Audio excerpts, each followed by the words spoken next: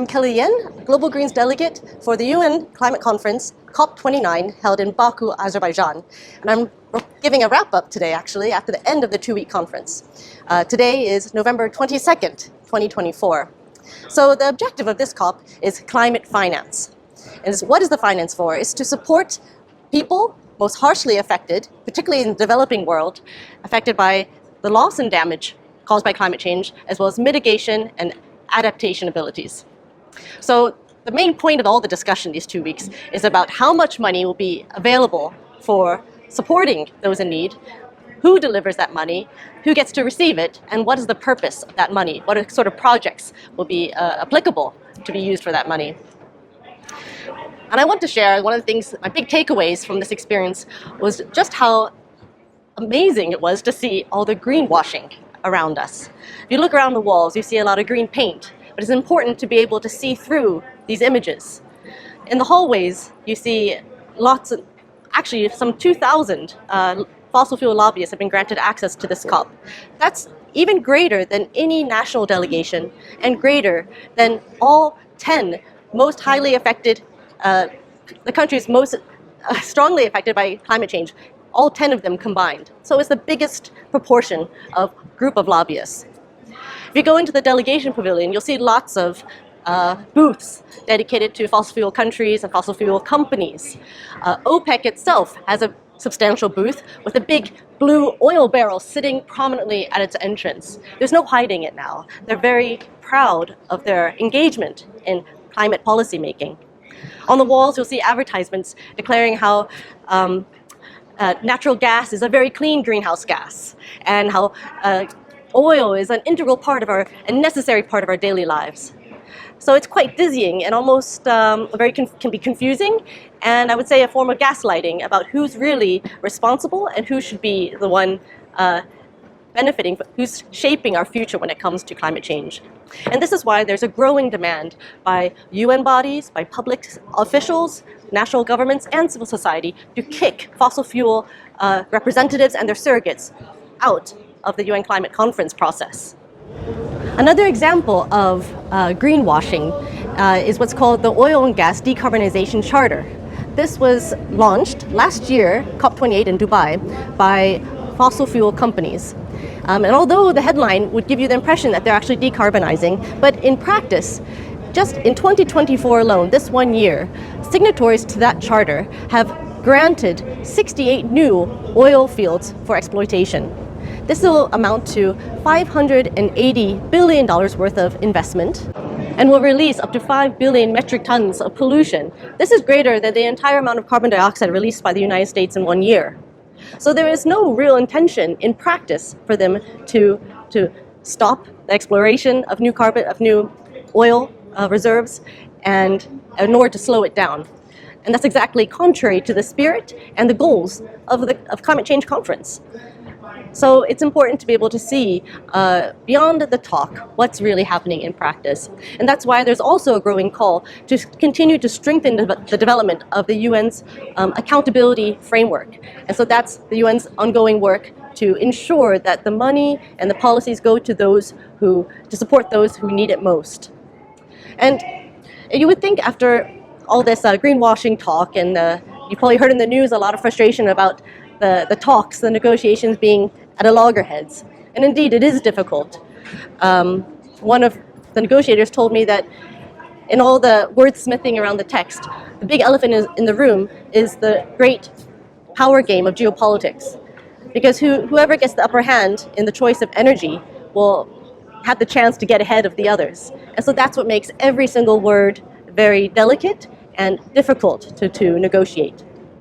But what should give us hope? We have to carry on. I mean, we have to help those who will be hurt most, and that's what gives me the hope. And it's what I've seen here also at the COP, is an enormous amount of solidarity, an enormously growing and beautiful people's movement that spans across the globe, where average people take it upon themselves to connect and have compassion and express their love and concern for each other. And it's a growing movement. And I would say it's both at the average person level, but also I see more and more organizations.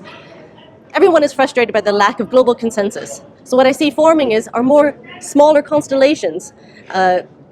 Some countries who want to go first, who have the ambition, they're working with other partners to show what is possible, to hold that ambition high, and to motivate those who are more recalcitrant to see that it is possible.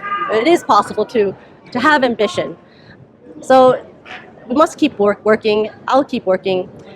I'm here to witness and to support. And I think everybody has a role to play in building the future of the world that we want to live in. South countries. We are tired. We are sick and tired. It is a young continent. I'm speaking from the young people's perspective. We are the future and we are the present. We do not want to keep paying debts like our ancestors. We want to focus on development. We want to focus on our economies and not focusing on paying back the debt to our lenders and creditors who are busy sitting in their offices with air conditioning while we are suffering in the sun to pay back the loans. We are demanding for debt cancellation and not debt swaps.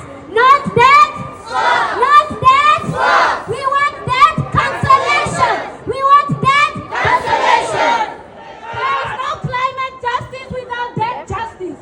There is no climate justice without debt justice. There is no climate justice without debt justice. If it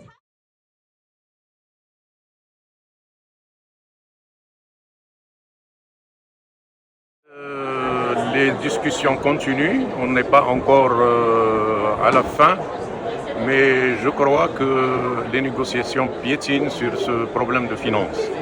Et j'espère que les résultats seront bons et on verra bientôt à la fin de la COP de résolution finale et là on peut se prononcer. C'est des discussions très chaudes, non seulement sur les finances mais aussi sur les énergies fossiles, sur l'économie, sur les droits de l'homme. Et donc c'est un ensemble. Donc j'espère que cette COP serait un pas en avant parce que si je me réfère à la COP de Paris, je crois qu'on n'a pas avancé grand-chose. Il y a quelques petites formalités, mais le fond de la préservation des richesses de la Terre pour les générations futures n'est pas atteint. Ça c'est mon point de vue et le point de vue de l'AFEVA et des Verts du Maroc. Je dirais que c'est comme les COP, les grands pollueurs ne veulent pas lâcher et ils ne veulent pas vraiment de solution. Nous sommes en train maintenant de discuter les finances. Bon, j'ajoute également que le côté de droits de l'homme, de migration, c'est, je dirais pas pour la première fois, mais on a donné beaucoup d'importance à cela au cours de la COP29. Mais en ce qui concerne le changement climatique et l'agenda de Paris, on est au même point pratiquement. J'espère que les grands pollueurs fassent un effort pour que cette caisse voit le jour et qu'il serait en quelque sorte mobilisable. Et que les gens fassent un pas important pour un petit peu diminuer ces dégagements de gaz. Et il y a un côté où on n'en parle pas, c'est les guerres. Les guerres qui sont responsables beaucoup de dégagements de CO2. Regardez maintenant la guerre en Moyen-Orient, à Gaza, la guerre en Russie et l'Ukraine, et qui dégage beaucoup de... Vous savez que la guerre de Russie, actuellement, on est au dégagement de gaz équivaut à toute la circulation maritime dans le monde pendant une année. Et c'est également équivaut à 600 millions de voitures qui peuvent circuler à travers le monde. Et vous voyez l'importance de la paix. Parce que nous, au Global Green, au Verts mondiaux, nous avons toujours opté pour la paix, pour les négociations, pour résoudre les problèmes en négociation. Donc, ce que je peux dire sur la COP29, il faut qu'on fasse un effort considérable pour limiter un petit peu ces dégagements gazeux. Et il faut qu'on revoie, si je peux résumer, il faut qu'on revoie un petit peu notre mode de production et notre mode de consommation. La communauté verte a un rôle important à jouer parce que nous sommes conscients des dégâts que l'économie, que l'homme en général fait à la nature. Et donc nous avons une tâche importante de sensibilisation. Nous avons également le rôle de participer activement à la vie politique et à la vie communale. Nous devons nous intéresser aux élections à n'importe quel niveau, du local au législatif, pour qu'on puisse avoir notre mot à dire dans nos pays. Et donc c'est un rôle important à faire connaître à la population générale qu'il faut, et aux décideurs et aux industriels, aux gens qui font la guerre, qu'il faut qu'on revoie un petit peu notre mode de production et notre mode de consommation. Il faut qu'on fasse un effort pour laisser ce globe sain aux générations futures. Donc nous devons promouvoir l'écologie politique en tant que projet de société, parce que nous sommes conscients que c'est un rôle qui n'est pas aussi facile qu'on le pense, mais ce n'est que le commencement et on doit continuer avec toute la force que nous possédons. Tell me about who you are, where you are, and why you're here. So my name is Lilliane. I'm a program manager for Green from Sweden, a foundation associated with the Green Party, also a researcher, research associate at Lilliane, Paris. And we're at the COP29, it's my third now, yes it is, and we are conducting a research on green and climate narratives, new green and climate narratives. Maybe Irina can talk a little bit more about this. Yes, thank you. Well, to introduce me, my name is Pollmann, and I'm a research officer for Green Forum Sweden. It's my first COP, and I came here to work specifically on the project. It's a qualitative study where we're trying to capture climate narratives, but also eco-emotional states the people who are participating at COP have. Had a very strong realization that climate change is not perceived accurately with all the dimensions it comes with. So people don't truly connect the issues they experience economically and financially in terms of the cost of living crisis as something that falls into the social and financial and economic dimensions of climate breakdown, because it truly impacts them. So what we saw within this is the dissociation, and we tried to look into it further really, and understood that there is a very strong need to connect these two, but also articulate it correctly. And the issue and articulation always comes through the messaging, powerful messaging, the narratives that we create. Not drawing that much on non-narratives that are based on numbers and figures, but actually on the stories. How do you connect the two together and craft a powerful message that people will be able to connect to and that will resonate with them? Yes, it actually comes, so the program, the idea started in Green Forum because we're just, having a very objective, we're trying to have a very objective approach to the green ideology today as circulated by green parties. So, simply put, we are losing everywhere. We have also realized we do not have the critical mass that our message, we believe, should have today. It seems absolutely to all of us normal that most governments in the world should be at least half green. With all the issues that we're aware of today, that's what logic commands. Yet, we're not even in parliament in many places. We don't have green parties. So something is off with the articulation between what we know of the world, the planets, its the Earth systems, but also social systems, and the choices we make collectively to drive our societies in a direction or another. So that gap is identified. Why is the question we asked, and to answer this question, we decided to observe and make a preliminary study on what really is out there in terms of policy making and elections. Analyze how the elections went in a lot of countries, by the way. And I mean, it's a no-brainer that those elections, most of them, and from the most powerful countries to very little countries with little communities, such as in Africa or Latin America, have really followed absolutely nonsensical agenda, but powerful stories. It has always been the case with politics, but I think it's even so today, considering the vast amount of information we have about the world.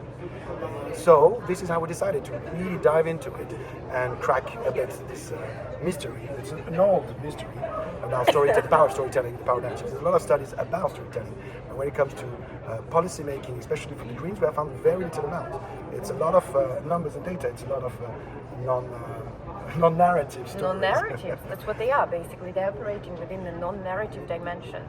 So as a result, we decided to actually try and research this, go into this a little bit deeper. And this is when the idea of the COP study came. It felt really palatable from the scientific point of view to come to the arena where the issues of climate breakdown, biodiversity loss, the cost of living crisis as provoked by the climate breakdown, where they are discussed on a very high level, but also where there is a very strong presence of civil society, where we have industry representatives. So all the actors are actually there. So we decided to ask them a set of questions in order to be able to understand what story each of them has and entertains.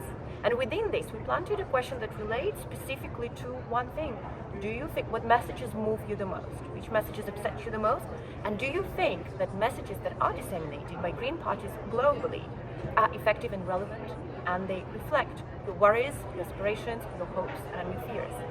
And we have collected absolutely incredible responses, really. Yeah. And it made total sense. So you really understand that here, people who are constantly involved in the process of negotiations, but also for informal discussions, that they have so much to say. Just fear, hope, anger, all of it. So it's a little world coming here. So it's like a petri dish for narratives and ideas. And that was the preliminary, idea, and then we decided to implement it. And now that we're at COP, at the very end of it, we're realizing that actually it worked. Yes. And I think this is why there's, for the Greens and for the Green Party, there's one big interest behind the COPs. We could always hope to influence, of course, negotiations, but I don't think we have a representative around the table that can do that for us. But the fact that the COPs are like supercharged plasma gas of narratives colliding one another, rearranging one from another, covering for fossil fuels activists, indigenous people, industry, lawyers, legislators, party representatives.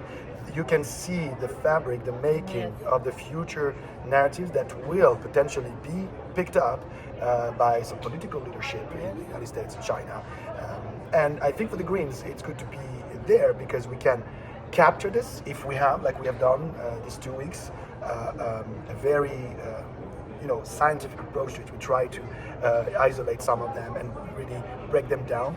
It is an opportunity for us to really be ahead of what's going to come. And I believe if we had done this job from the very first COPs, we could have really anticipated some of the narratives that today are either crushing us as Greens or being taken away from us. For example, the exploitation, one of those that I'm thinking of, the exploitation of those symbolisms, those pre-Christian symbolism, or the myth that the far right, parties or populism is using to capture the pathos of a nation. Joan of Arc in France, Thor in Sweden. I'm just taking an example because those have been circulated in these environments, and the Greens have an opportunity to be here with the global Greens, with other representatives. And if we can keep capturing those messages, we probably will be able to anticipate a lot of terrible dead ends that we've been caught in. Yeah, that's very true. But also it's about really discovering the people, the individuals behind, the people you interview, because we all have specific social roles, and masks that we have to wear, so it's very, Sorry, no, because you made me think of something. So, and you really try to get through them and see the person behind.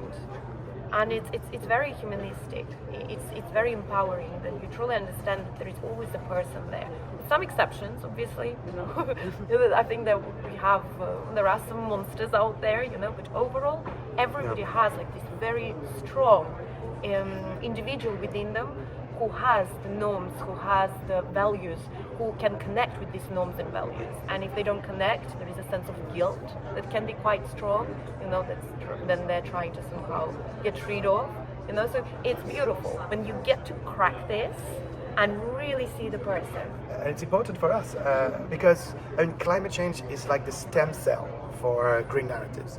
It connects with health, with decolonization, justice, with wealth redistribution, with gender equality, LGBTQ+ rights. I mean, this is the stem cell for the Greens. It's an opportunity for the Greens to really unfold an entire portfolio and agenda for different political positions and responsibility in a nation.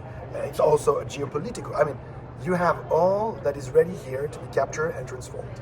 So one of those that you make me think right away is the constant, I mean, there's not one exception in our interviews where the constant observation or comment against green parties of being distant, unreachable, unattainable, insensible, not sensitive enough, which is insane.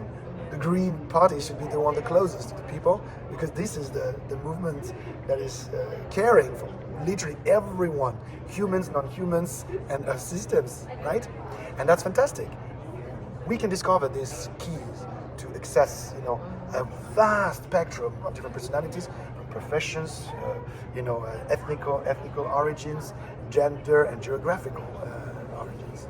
Here, right here at the COPs. We won't be able to do that tomorrow. Anywhere else, yes. We'll have to wait for another year. Yeah. So that's the rationale. Pushing the research a little bit. Yes. How will you share your research findings? Process, go for it. Okay, so first of all, we're going to obviously transcribe everything. It's a very long way when it comes to analyzing it, and the journey is going to be quite bumpy. It's always difficult to work with such amount of interviews, really. But then what we will have preliminary findings that we will disseminate through an industry report, I think maybe Greenform Sweden. But ultimately, we're aiming to publish for now, the idea is to publish in MIT New Journal of Climate Resilience. That's the 3rd edition. So make it, because it's an open source journal, it's easily accessible by everybody, because one of the most important things is that the scientific research needs to be accessible. Quite often that's not the case. You have to pay, that discourages a lot of people. So we're really trying to make it accessible so everybody can basically utilize the knowledge and use it in the correct way.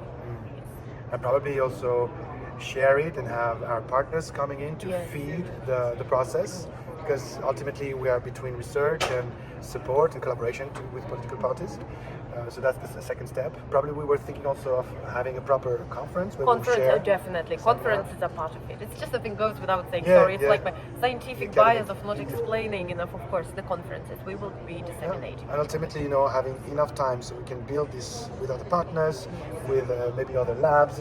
We've received so much support from extremely important actors, Science Europe, a number of academics. You've just met also a network that are really interested into this project because they would love to either be at the inception of such projects or at least participate in some ways, either in terms of fundings or contribution, scientific contribution. There's been a lot of very positive response. Like everybody you interview is like asking, do you think you could send me some of the preliminary findings? The people. There's a craving for that. I think there's a craving for that, and we answer this craving. If the Greens can answer this craving, we basically will win any elections from there on. So hopeful political message here. Yes.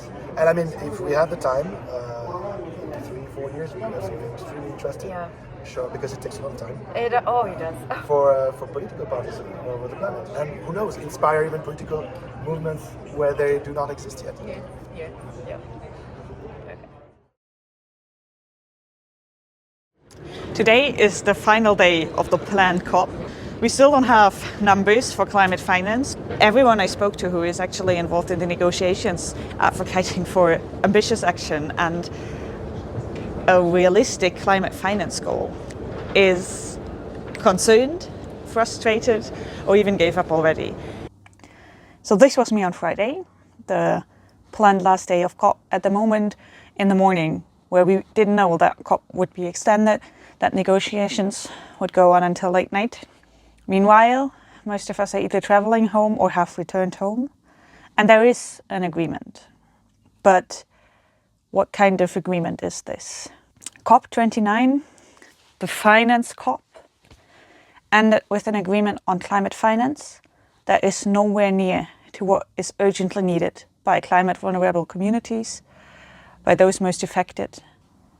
Even though there is the target of 1.3 trillion set, and this kind of holds ambition, the deal fails to provide an equitable structure and a fair contribution to support the global majority in transitioning away from fossil fuels while dealing with the effects of the accelerating climate crisis. So what is in this deal exactly? The climate finance goal, the NCQG, was agreed on in a chaotic process that was already criticized by a lot of developing countries and those most affected to climate change. The goal agreed on means $300 billion yearly by 2035 and an overall target of 1.3 trillion. What we've seen in the negotiations is rich countries trying to shift their responsibilities to other growing economies and leaving vulnerable countries with a flawed compromise.